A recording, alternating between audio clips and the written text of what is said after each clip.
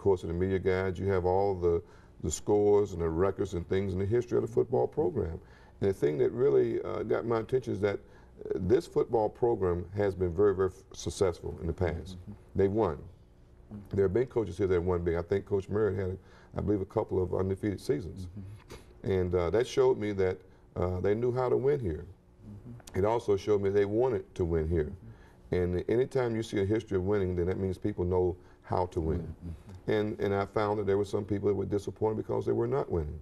And you find when people become disappointed they're not winning, then they say, hey, what do we do to get back on the winning track?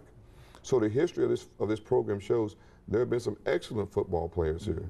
So that means that you do have the facilities to be able to attract good football players. I also looked at where we playing our games at. You're playing here in the stadium, here, the Titan Stadium. This is, as far as a 1AA school is concerned, Tennessee State plays in the largest stadium of all the schools in 1AA. Now, we don't have the attendance maybe that some of the other schools have, but I feel that's one of the things, once we start winning and once the people start identifying with the football program, I really believe we can put a lot of people in the stadium, and we'll do very well without attendance here, in addition to the classics that we will be playing in. And I feel really, really excited about that. Very good. You know, Coach, we'll have a commercial break within the next couple of minutes, too.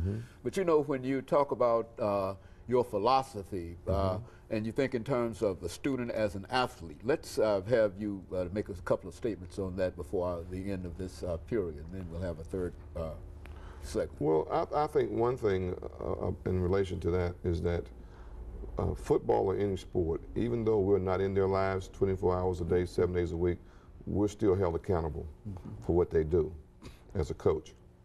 If a young man goes home for the summer and does something wrong and gets in the paper, that's a negative reflection on our program. It's a negative reflection on the school.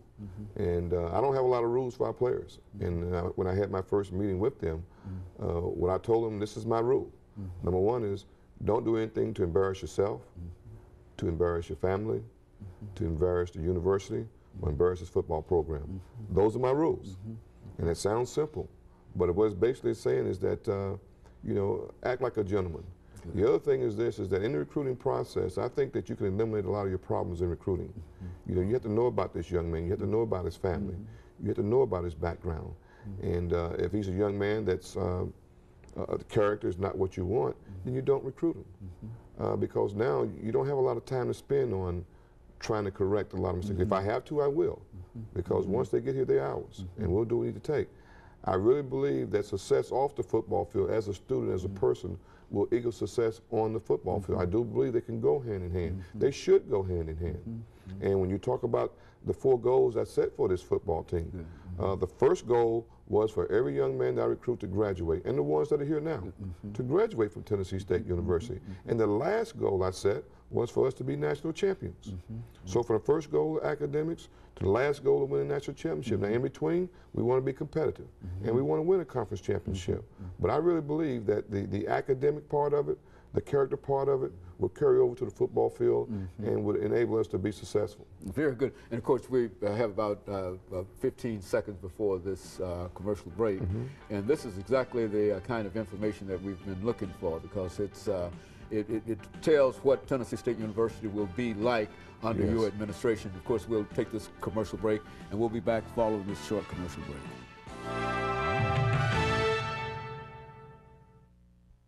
Thank you, and welcome back to this final segment of the show for today. The guest is the new head football coach at Tennessee State University, Coach James Webster.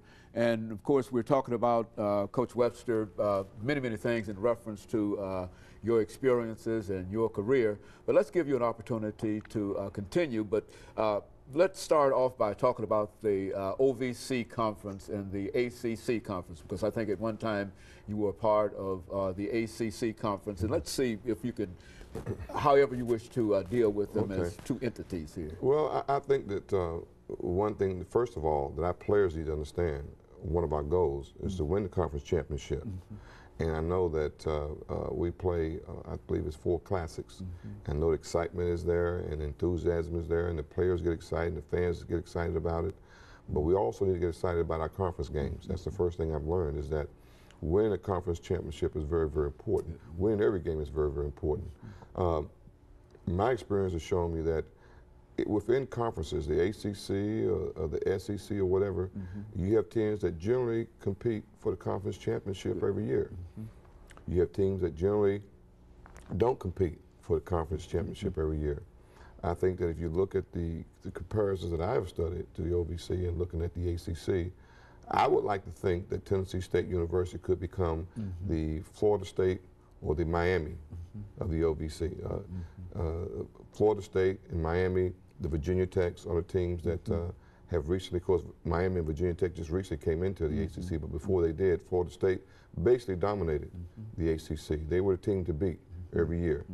And when you become the team to beat, what our players are going to have to understand, just like in the ACC and OVC, is that when you play every week a team in your conference, you're going to get their best shot.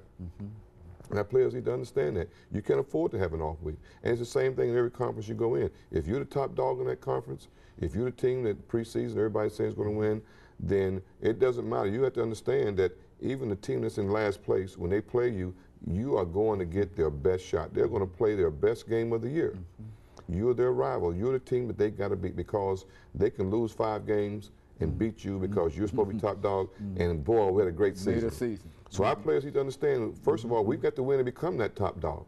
You know, I want to become the top dog in the OVC. I want to be the team that the other teams say, hey, we got to beat them if we want to win the conference championship.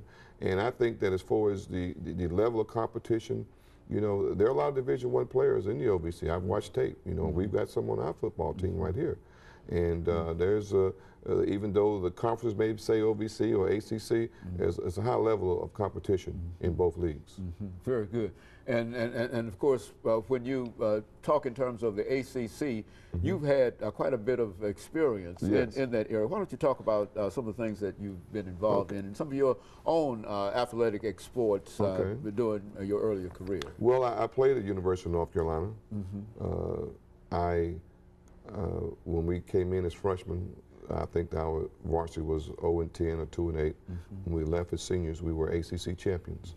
So I was part of a program that you came in was not very good and saw what it took to build it. And when I left, we were ACC champions in 1971-72. We played in the Gator Bowl against Georgia. I was voted the most valuable player in the Gator Bowl. My senior year, I won the Frank Porter Graham Award, which is awarded to the top 10 graduating seniors from the University of North Carolina. I won the Brian Piccolo Award, which was given to the most courageous player. I had an injury, serious injury before the season started, and came back and played from that. The one thing I think that I've been very blessed with as far as coaching and the opportunity to win is that I've had some excellent coaches that I've coached under, and I've coached at some excellent schools. I came back coaching at the University of North Carolina, alma mater, and from there I went to the University of Florida, and the head coach there was Doug Dickey, who was the head football coach at University of Tennessee, and also the athletic director most recently at the University of Tennessee. And I learned a lot of things from Coach Dickey. From there I went to the University of Kansas. From there I went to Colorado with Chuck Fairbanks.